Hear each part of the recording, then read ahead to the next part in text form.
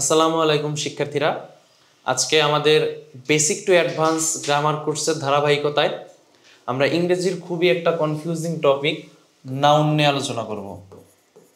প্রতিটি প্রতিযোগিতামূলক পরীক্ষায় অ্যাডমিশন থেকে শুরু করে বিসিএস পর্যন্ত নাউন থেকে মাস্ট কোশ্চেন আসে এবং একাডেমিকের ক্ষেত্রে আমাদের নাউন লাগবে। কি কাজে লাগবে আমরা একটু পরে দেখব ইনশাল্লাহ। আচ্ছা, একটা জেনারেল সেন্টেন্সের স্ট্রাকচার কি? জেনারেল সেন্টেন্সের স্ট্রাকচার হলো subject plus verb plus object. আচ্ছা, এই সাবজেক্ট এবং অবজেক্ট হতে পারে ছয়টা জিনিস। হতে পারে কয়টা জিনিস? ছয়টা জিনিস। হতে পারে নাউন, হতে পারে নাউন ক্লজ, হতে পারে নাউন ফ্রেজ, হতে পারে তোমার নাউন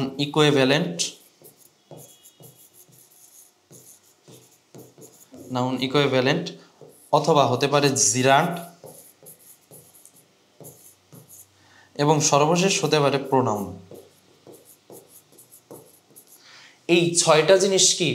সাবজেক্ট এবং অবজেক্ট হতে পারে। তারা কারা? Noun, noun clause, noun phrase, noun equivalent, gerund এবং প্রোনাউন। তুমি যদি একটু খেয়াল করো, প্রথম যে পাঁচটা টপিক আছে noun, noun clause, noun phrase, noun equivalent, gerund, এই প্রত্যেকটাই নাউনের সাথে রিলেটেড। এরা কিসের সাথে রিলেটেড? নাউনের সাথে রিলেটেড। অর্থাৎ এই পাঁচটা টপিক যদি আমার জানতে হয় তাহলে অবশ্যই কি আমার নাউন সম্পর্কে জানা লাগবে। তাহলে একটা বেসিক সেন্টেন্স স্ট্রাকচার দাঁড় করানোর জন্য আমার কি নাউন সম্পর্কে জানা লাগবে। এজন্যই আমরা জানবো নাউনের খুঁটিনাটি সম্পর্কে। তার মানে একাডেমিকে কিভাবে নাউন কাজে লাগবে তুমি বুঝতে পেরেছো। এবং বিশ্ববিদ্যালয় ভর্তি পরীক্ষা থেকে শুরু করে বাংলাদেশের প্রায় প্রতিটি প্রতিযোগিতামূলক পরীক্ষায় নাউন থেকে নিশ্চিত 1 থেকে 2 মার্ক তুমি কমন পাবে ইনশাল্লাহ। সো বেশি কথা না বাড়িয়ে আমরা আমাদের টপিকে চলে যাই। আচ্ছা, প্রথম বিষয় নাউন কাকে বলে? নাউন কাকে বলে? আমরা সবাই জানি কোনো কিছুর নামকে কি বলে? নাউন বলে। কোনো কিছুর নামকে কি বলে? নাউন বলে। আচ্ছা, সেটা হতে পারে কি? ধরো যে বুক, সেটা হতে পারে রিভার, সেটা হতে পারে ধরো কি বললাম, আমি একজনের নাম বললাম, ধরো নিশাত এটসেট্রা। এখন নাউন আমি চিনবো কিভাবে? আমার সেটা জানা লাগবে না। এর জন্য একটা টেকনিক আছে। আমি কোনো কিছুকে যদি হোয়াট ইজ দিস দ্বারা কোশ্চেন করি, হোয়াট ইজ দিস দ্বারা কোশ্চেন করি, তাহলে যদি আমি উত্তর পাই তাহলে সেটা নাউন অথবা প্রোনাউন হয়। প্রোনাউন তো আমরা চিনবো সবাই, তাই না? অথবা প্রোনাউন যদি নাও চিনে থাকো, আমাদের প্রোনাউনের লেকচারে ওটা বিস্তারিত আলোচনা করা হবে। তাহলে প্রোনাউন এবং নাউন হয়। যদি আমরা হোয়াট ইজ দিস দ্বারা কোশ্চেন করি তাহলে উত্তর কি পাবো? প্রোনাউন অথবা নাউন। যেহেতু প্রোনাউন আমরা সকলে চিনতে পারবো, তাহলে যেটা থাকবে প্রোনাউন বাদে যেটা থাকবে সেটা কি? নাউন। যেমন আমি যদি বলি I have a book, I have a book, ধরো আন্ডারলাইন করা আছে বুকের নিচে। কিসের নিচে আন্ডারলাইন করা আছে? বুকের নিচে। এবার আমি একটু হোয়াট ইজ দিস দ্বারা কোশ্চেন করি, what is this, this is a book, উত্তর করা যাচ্ছে? অ্যান্সার হচ্ছে হ্যাঁ। একে আমরা হোয়াট ইজ দিস দ্বারা কোশ্চেন করে অ্যান্সার করতে পারতেছি। তাহলে এই বুকটা কি? নাউন। আচ্ছা, এবার একটু খেয়াল করো, আমি যদি বলি swimming is good for health,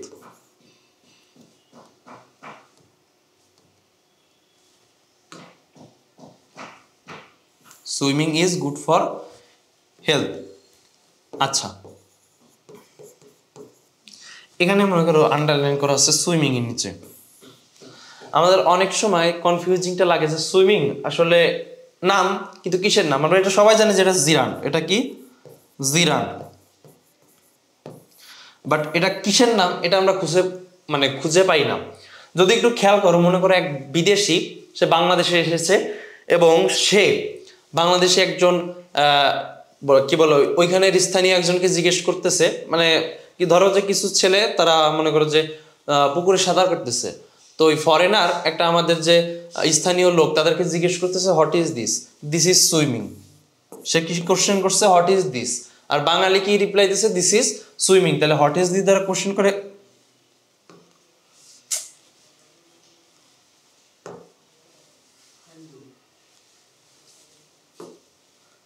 আচ্ছা দেখো হোয়াট ইজ দিস দ্বারা তাহলে কোশ্চেন করে কি আমি এই ক্ষেত্রে অ্যান্সার পাচ্ছি? অ্যান্সার হচ্ছে হ্যাঁ আমি পাচ্ছি। তার মানে যেহেতু আমরা হোয়াট ইজ দিস দ্বারা এই অ্যান্সার পাচ্ছি, তাহলে সুইমিংটা কি? সুইমিংটা হচ্ছে নাউন। এবং এটা কিসের নাম? এটা একটা কাজের নাম। মাথায় রাখবা জিরান সবসময় কি হবে? একটা কাজের নাম হবে। যেমন সেটা হতে পারে প্লেয়িং, সেটা কি হতে পারে? প্লেয়িং। সেটা হতে পারে রিডিং, এটসেট্রা। আশা করি তাহলে তোমরা বুঝতে পেরেছো। এর সামারি দাঁড়াচ্ছে হচ্ছে কি, কোনো কিছুর নামকেই নাউন বলে, এবং বাক্যে কোনো অর্থ যদি আমি হোয়াট ইজ দিস দ্বারা কোশ্চেন করে অ্যান্সার পাই, তাহলে সেটা হচ্ছে নাউন। সেটা কি? নাউন। আচ্ছা, আমরা যদি এর পরের স্লাইডে যাই, আমাদের যেটা লাগবে সেটা হচ্ছে নাউন গণনার ভিত্তিতে কয় প্রকার? নাউন গণনার ভিত্তিতে কয় প্রকার? মাথায় রাখবা নাউন গণনার ভিত্তিতে দুই প্রকার। নাউন গণনার ভিত্তিতে কয় প্রকার? দুই প্রকার। তারা হচ্ছে কাউন্টেবল এবং আনকাউন্টেবল। তারা কি কি হবে? কাউন্টেবল হবে এবং আনকাউন্টেবল হবে। এই কাউন্টেবল নাউন এরা আবার দুই প্রকার। এরা হচ্ছে সিঙ্গুলার এবং প্লুরাল। এবং এই আনকাউন্টেবল নাউন এই অলওয়েজ সিঙ্গুলার, অলওয়েজ কি? সিঙ্গুলার। এবং আরেকটা জিনিস তোমার মাথায় রাখতে হবে, সেটা হচ্ছে কাউন্টেবল নাউন কখনো সিঙ্গেল বসতে পারে না একটা বাক্যে। ও কি কখনো বাক্যে সিঙ্গেল বসতে পারে না, ও অবশ্যই ডাবল হবে। কি হবে? ডাবল হবে। অর্থাৎ ও হচ্ছে বিবাহিত, ও একা চলতে পারে না, ওর কি একটা স্ত্রী বা স্বামী লাগবে। But uncountable noun A always বাক্যের ভিতর সিঙ্গেল বসে, এ কখনো ডাবল হয় না। তাহলে সিঙ্গেল এবং ডাবলটা কি আমরা একটু সামনেই ব্যাখ্যা করতেছি। এবার খেয়াল করো, কাউন্টেবল নাউন এর পূর্বে আমার এ বায়ান বসাতে হবে। কি বসাতে হবে? এ বায়ান বসাতে হবে। অথবা এর পূর্বে আমার নাম্বার বসাতে হবে। কি বসাতে হবে? নাম্বার বসাতে হবে। অথবা এর সাথে আমার এস বা ইএস বসাতে হবে। এই তিনটার যে কোনো একটা আমার অবশ্যই কাউন্টেবল নাউনের সাথে বসাতে হবে। আমি কখনো বলতে পারবো না আই হ্যাভ এ বুক। দেখো কাউন্টেবল এবং আনকাউন্টেবল নাউন সম্পর্কে যদি একটু বলি, যেগুলো গণনা করা যায়। কাউন্টেবল নাউন কি? গণনা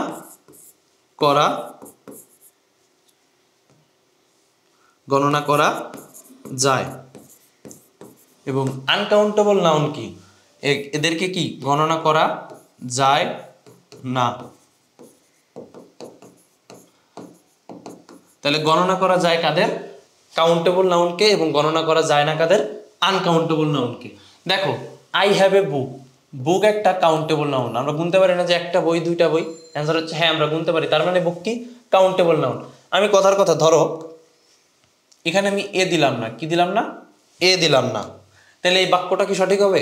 অ্যান্সার হচ্ছে বাক্য সঠিক হবে না। কারণ কি আমার এর সাথে অবশ্যই এ বায়ান দিতে হবে, অথবা নাম্বার দিতে হবে, অথবা এস বাই এস দিতে হবে। তাহলে এর সাথে আমি এস বাই এস যোগ করতে পারি। যেমন আই হ্যাভ,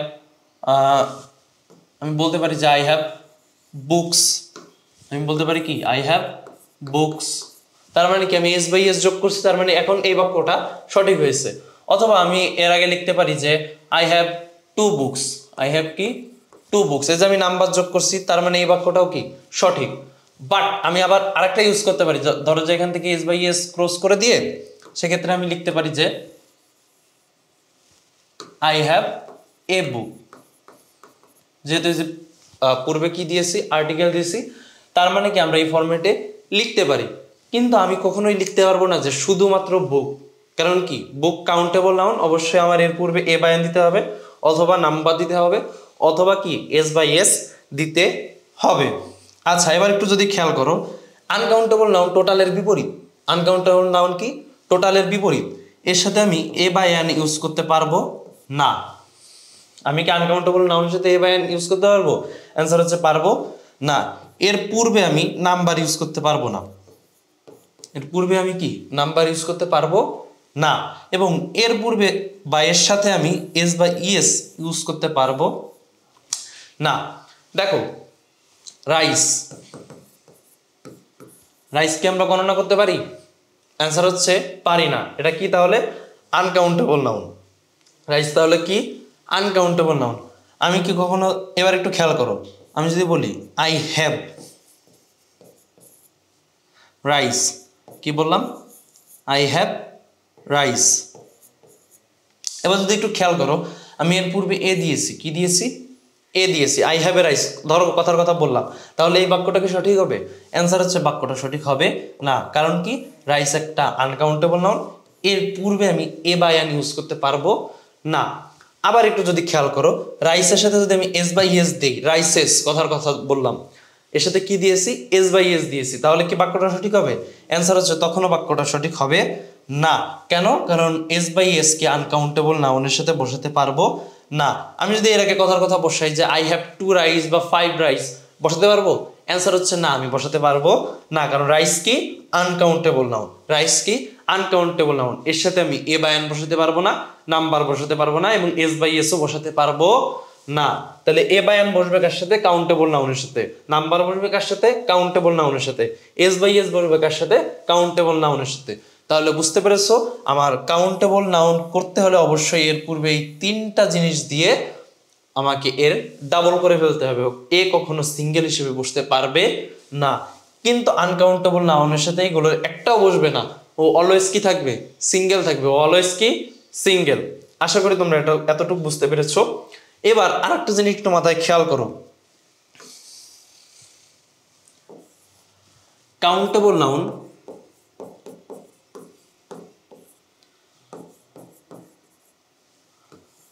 এরা হচ্ছে কমন নাউন। এরা কি হয়? সাধারণত কমন নাউন হয়, এবং মাঝে মধ্যে এরা কালেকটিভ হতেও পারে।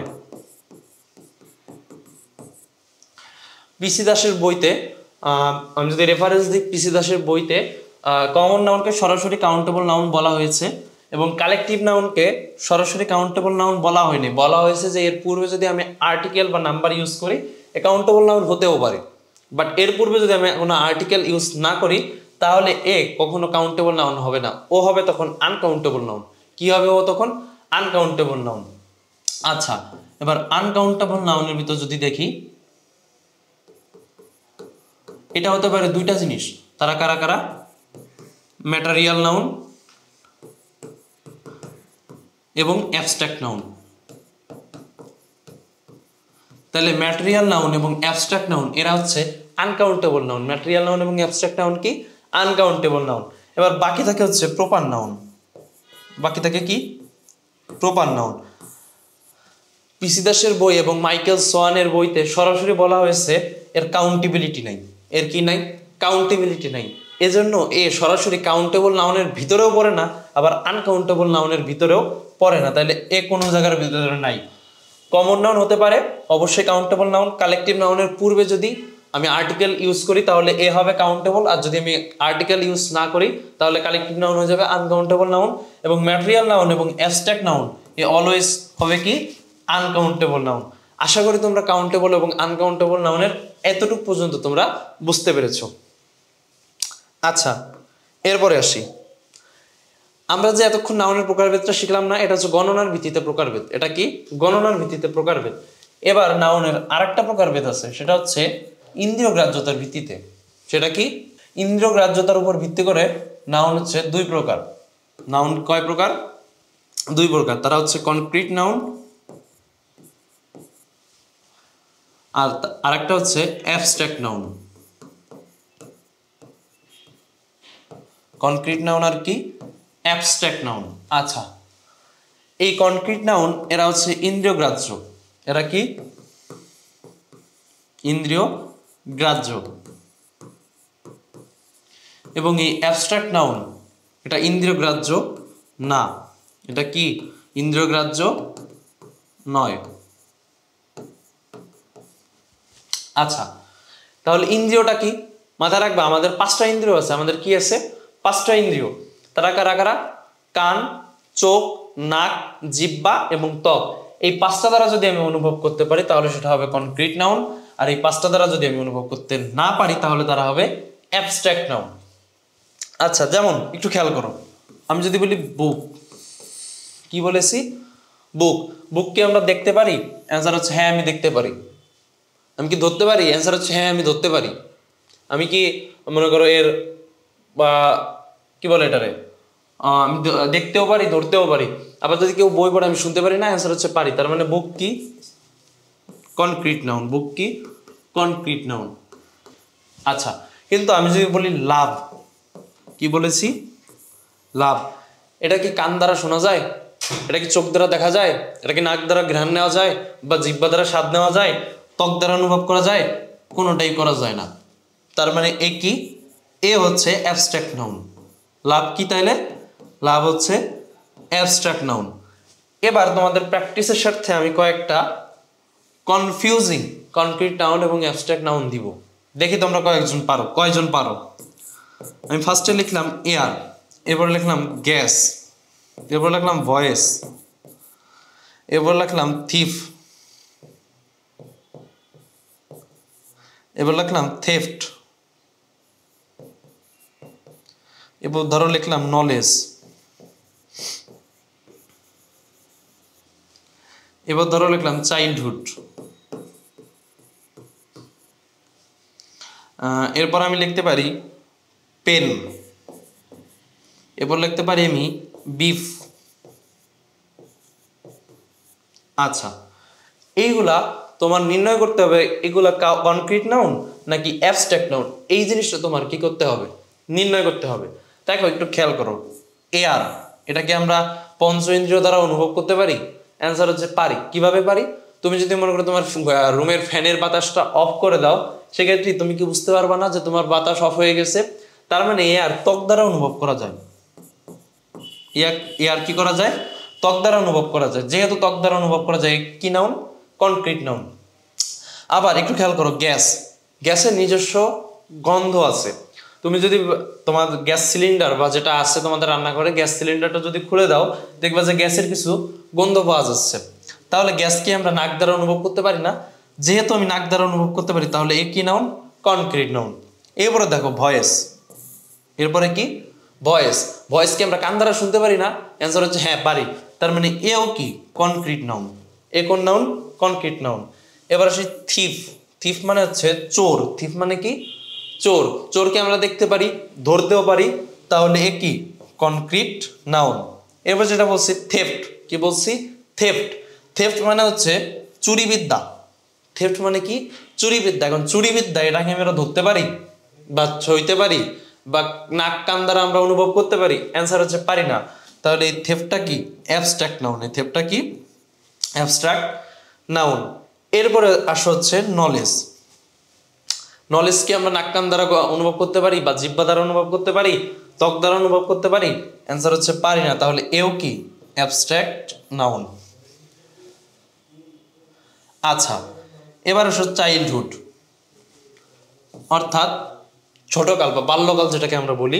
এই বাল্যকাল কি আমরা অনুভব করতে পারি নাক কান গলা দ্বারা, নাক কান বা জিহ্বা দ্বারা বা ত্বক দ্বারা? অ্যান্সার হচ্ছে পারি। অ্যান্সার হচ্ছে পারি না। তাহলে এই চাইল্ডহুডটাও কি? এও অ্যাবস্ট্রাক্ট নাউন। এবার একটু যদি খেয়াল করো, পেন্সিল কি আমি হাতে ধরতে পারি? এই যে আমার হাতে কি একটা পেন ধরা আছে, পেন্সিল তো না, পেন আর কি।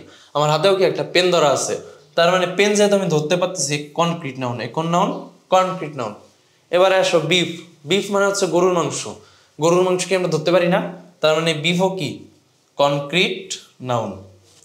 আশা করি তোমরা এই পর্যন্ত বুঝতে পেরেছো কনক্রিট নাউন এবং অ্যাবস্ট্রাক্ট নাউনের পার্থক্যগুলো। এবার আমরা নেক্সট স্লাইডে চলে যাই।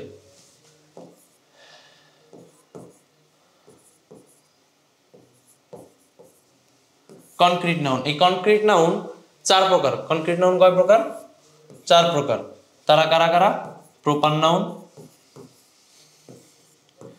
কমন নাউন, কালেকটিভ নাউন এবং ম্যাটেরিয়াল নাউন।